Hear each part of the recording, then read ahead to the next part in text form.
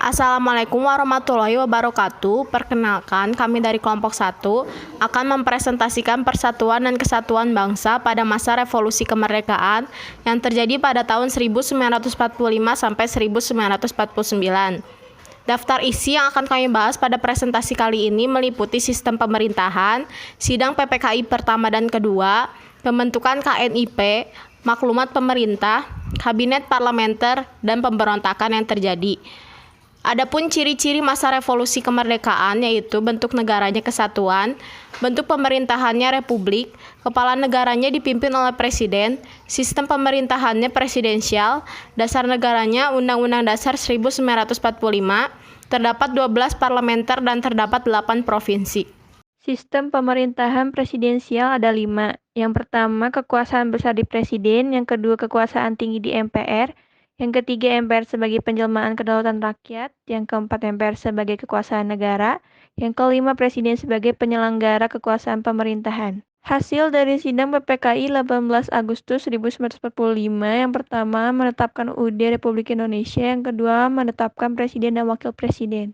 Hasil dari sidang PPKI 2 pada tanggal 19 Agustus 1945 membagi wilayah Indonesia menjadi 8 bagian, yaitu Sumatera, Jawa Barat, Jawa Tengah, Jawa Timur, Sunda Kecil, Borneo, Sulawesi, dan Maluku. Pembentukan KNIP, Komite Nasional Indonesia Pusat.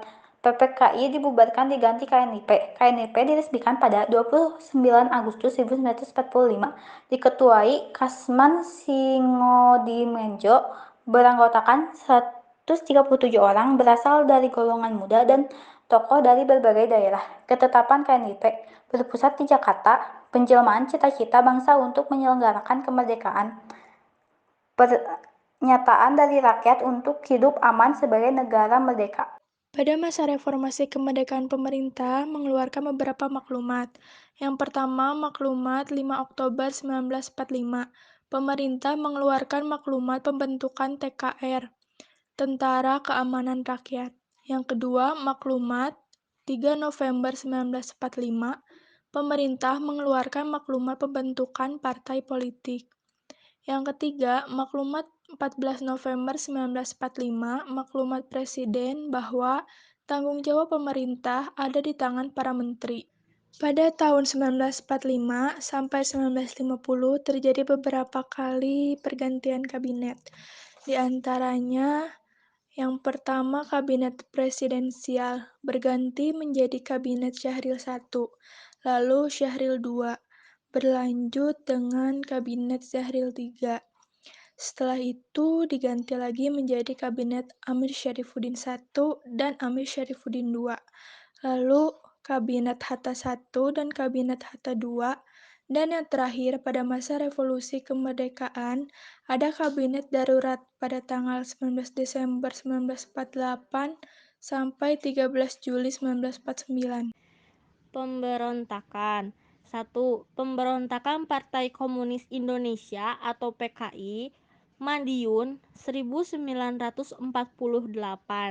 Pemberontakan ini terjadi di Madiun tahun 1948. Pemberontakan ini merupakan kelompok komunis yang tergabung dalam Front Demokrasi Rakyat atau FDR. Ada 4 kelompok yang tergabung dalam FDR, yakni PKI, PSI, PBI, dan SOPSI. Pemberontakan ini diawali dengan jatuhnya Amir Syarifuddin sebagai kabinet setelah perjanjian Renville. Kemudian lahirlah kabinet baru dengan dikomandoi oleh Muhammad Hatta sebagai Perdana Menteri, namun tidak disetujui oleh Amir. Kemudian seorang tokoh komunis Musso menawarkan gagasan yang disebut Jalan Baru untuk Republik Indonesia. Untuk menyebarkan gagasannya, Musso beserta Amir dan kelompok-kelompok kiri lainnya berencana untuk menguasai daerah-daerah yang dianggap strategis di Jawa Tengah dan Jawa Timur. Mengetahui hal itu, pemerintah langsung memerintahkan kesatuan-kesatuan TNI yang tidak terlibat adu domba untuk memulihkan keamanan di Surakarta dan sekitarnya. Operasi ini dipimpin oleh Kolonel Gatot Subroto. Pemberontakan yang kedua yaitu Gerakan Darul Islam atau Tentara Islam Indonesia yang bisa disebut dengan DITII. Pemberontakan DITII merupakan pembangkangan bersenjata paling panjang dalam sejarah Indonesia. Usianya berlangsung hingga 13 tahun lamanya, dari 1949 sampai 1962.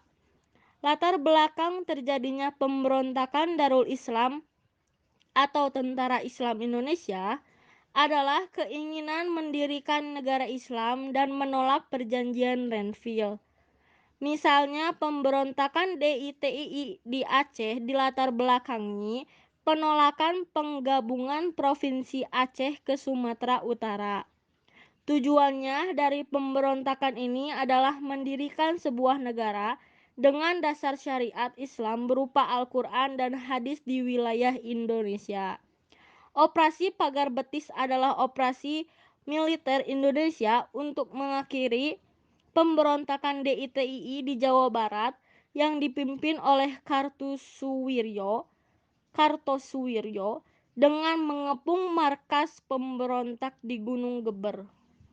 Sekian dari kelompok kami. Terima kasih. Wassalamualaikum warahmatullahi wabarakatuh.